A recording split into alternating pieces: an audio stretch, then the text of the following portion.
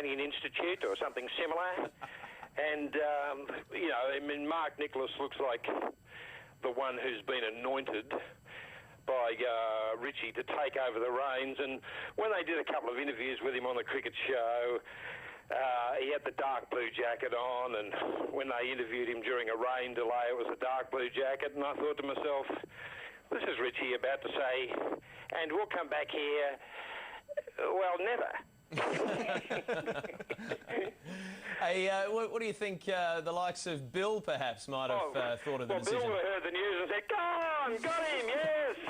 Tell your story walking, Richie." Oh, you're over it, you're over the hill. Tony would have said, well, it's about time. If someone didn't give him the arse or give himself the arse, then I would have been asking a few questions. I think I'm perfectly lined up to be the new captain of the commentary team. I'm the star. I've been a star now for 25 years, 30 years. You can't give it to Mark Nicholas, this bloody import, or Slater or Heels. There's no one more qualified than myself.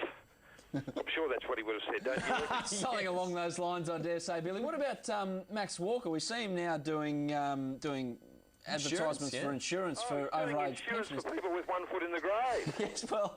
what's going on there? Does it open the door back up for Max, perhaps? Yes, well, I think you might be right there, boys. You know, Maxie's been on the outer for quite a few years now. In fact, we're going on for decades since he last called the game. And I tell you what, he's going to see this retirement by Benno as a bit of an opportunity to, maybe get back on the commentary team and give the Australian fans what he thinks they really want, which is a bit more Big Maxie. You've got to be happy for Richie, though. He's obviously going to get more time at home with his lovely wife now, and get to spend more time together. Well, he is, of course, now. He's going to be able to retire to the French chateau and concentrate on the vineyard estate, where he grows, of course, you guys know, the famous Benno label is Chateau de Flore. And, look, Richie has... he's managed to produce some really nice Pinot Noir and some Merlot and Cabernet Sauvignon over the years. And he's always had a thing for France. Benno, of course, being the French word for Benno. And Richie has had a place over there for quite a few years now, and I'm sure he's looking forward to just kicking back there with the good woman and, look, maybe just the odd bit of middle stump action and just sipping on a few cheeky Pinot Noirs and whiling away the twilight years, as it were. As it were indeed. Seriously though, Billy, if we can get back to Billy, is Billy there? If he's still there, thanks. Just in reflection on perhaps meeting Richie Benno, what was it like meeting the bloke? Well, it was really weird, boys, because I mean, believe it or not, this year is the 25th anniversary of the 12th man, and one of my favourite things has been the number of blokes I've spoken to who were literally 13 or 14 years of age listening to me on a ghetto blaster in the playground. And they're now, 38, 39, 40 with a couple of kids, and they've followed all the, 12th man stuff through the years and obviously followed the cricket through the years. And, look, Richie's been one of the main reasons. The whole Packer World Series back in 78 and Richie Benno front and centre in the CCP, or central commentary position, they were, two of the big things that dragged a lot of us back into the game of cricket. And so it's been the same now for, well, certainly 25 years for me, but even longer. When did the Packer World Series kick off? 77, 78 or something? Yeah, late 70s. Richie has been obviously the mainstay of the whole, Channel 9 broadcast and a whole new era for cricket and especially its TV presentation. I think what everybody wonders, and, you sit back and you think, how does Billy Birmingham relate to the guys that he's been taking the mickey out of for so many years? Do they embrace it? Do they sort of not get along with you so well? But listen, pretty good. Nick over the years has been...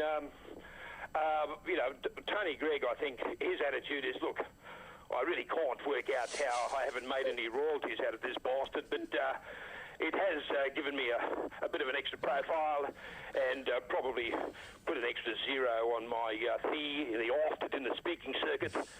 And and Bill's been the same. Bill just loves the fact that I've put pigeon racing and pigeon breeding out into the open forum. Wendy, and then Richie, I think he's been pretty cruel with what I've done. He doesn't like the language that I've used on a lot of the 12th man records. For some reason, he thinks that that's not cricket, but as you guys know, when you're watching the cricket, Stevie Wonder could tell what some of these blokes are saying as they glare down at the batsman who's just played a loose shot and it's just missed the outside edge. And as I said, it doesn't take much imagination to realise what they've just said. So swearing's I've always regarded as sort of part and parcel of the broadcasting of cricket these days, so I'm not too sure where Richie's coming from there, but that's his attitude. He doesn't like the swearing that I use, but they've all been pretty cool, and I met him in '99 at the World Cup, which was after 15 years, and all I could say to him was, thanks for putting the kids through school. Yes, very nice indeed. The only one that I don't think you've mentioned, Ian Chappell, would he be torn tonight, disappointed? He would be torn, but the thing is, Nick, that whether he's absolutely over the top excited or whether he's blown away with sadness, you wouldn't be able to tell the difference. And Ray Warren, he's not a late chance to maybe step into cricket as well as rugby league? Will certainly be thinking, in the fair income department, now that our Benno is vacating the central commentary position, dead set, in the fair income department, I think I've got a lot to offer. I've spoken to Ginge. I've said, Ginge, I know I'm famous for rugby league and the swimming. Madam Butterfly, Thorpe, Hackett. But I think if you were to throw me in the commentary box at the MCG or the SCG, the Wacker, I don't give a rat's ass. I reckon I could cut the mustard, and I'll tell a man that much. Billy, you've been very generous with your time tonight. We thought who else to go to for reaction, because we can obviously canvass a whole heap of views. Sitting there rambling on about whatever's happened during the day. We've got to come on and celebrate Richie's fabulous career, which goes back more than the 30 years of Channel 9's coverage, because he started off calling for the BBC many years before that. But, boys, you just watch the papers and listen to the radio and hear how many times you hear the word doyen. Oh, yeah. It's going to be everywhere. Yes, indeed. Mate, thank you very much. Of course, the back page, Tuesdays on Channel 513, 7 o'clock Eastern. Look forward to seeing you once again. OK, boys, back to sleep. See ya. Cheers, mate. I can't help but think there's a farewell album in the offing. I know. Surely. We're going to say farewell. Speaking of which, thanks for your time on News and Views. We'll be back for full time at 11 p.m. Eastern. Chris Stubbs coming up with the day's headlines from Melbourne right after the break.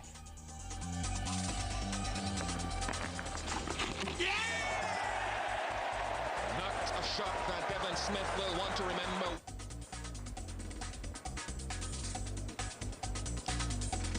It's like a revolving door. Gone this time. Good catch. A Richie-ophile. And over the last couple of seasons, Richie has done his stint in the commentary box, but he hasn't been doing anything from the CCP, which is the Central Commentary, correct?